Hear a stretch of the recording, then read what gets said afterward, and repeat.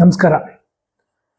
ರಾಜ್ಯದಲ್ಲಿ ನಮ್ಮ ಕಾಂಗ್ರೆಸ್ ಸರ್ಕಾರ ಅಧಿಕಾರಕ್ಕೆ ಬಂದು 1000 ದಿನಗಳನ್ನು ಪೂರ್ಣಗೊಂಡಿದೆ. ಇದು ನಮ್ಮ ಕಾಂಗ್ರೆಸ್ ಪಕ್ಷದ ಇತಿಹಾಸ, ದೇಶದ ಇತಿಹಾಸ.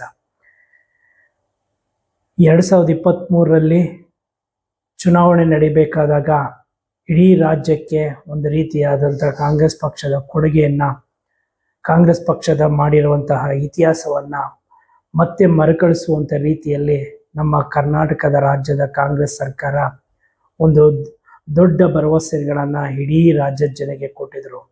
ಪಂಚ ಗ್ಯಾರಂಟಿಗಳನ್ನು, 5 ಗ್ಯಾರಂಟಿಗಳನ್ನು ಈ ದೇಶದ ಜನರ ಮುಂದೆ ಭರವಸೆಯನ್ನಿಟ್ಟು ಅಧಿಕಾರಕ್ಕೆ ಬಂದ ಕೆಲವೇ ದಿನಗಳಲ್ಲಿ ಪಂಚ ಗ್ಯಾರಂಟಿಗಳನ್ನು, 5 ಗ್ಯಾರಂಟಿ ಭರವಸೆಗಳನ್ನು ಈಡೇರಿಸಿರುವಂತಹ ಸರ್ಕಾರ ನಮ್ಮ ಕಾಂಗ್ರೆಸ್ ಸರ್ಕಾರ.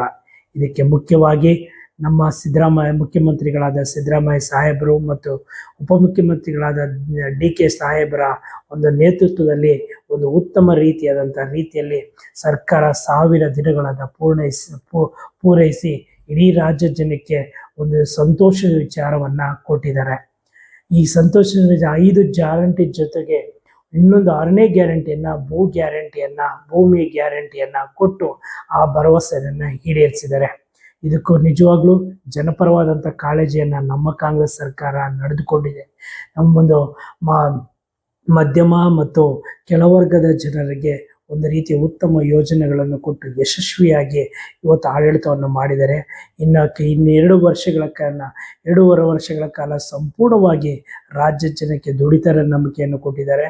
ಇನ್ನು ಮುಂದಿನ 2028ರಲ್ಲಿ ನಮ್ಮ DK ಸಾಹೇಬರು ಒಂದು ದೊಡ್ಡ ಭರವಸೆಯನ್ನಿಟ್ಟು ರಾಜ್ಯ ಜನ ಮುಂದೆ ಇಟ್ಟಿದ್ದಾರೆ.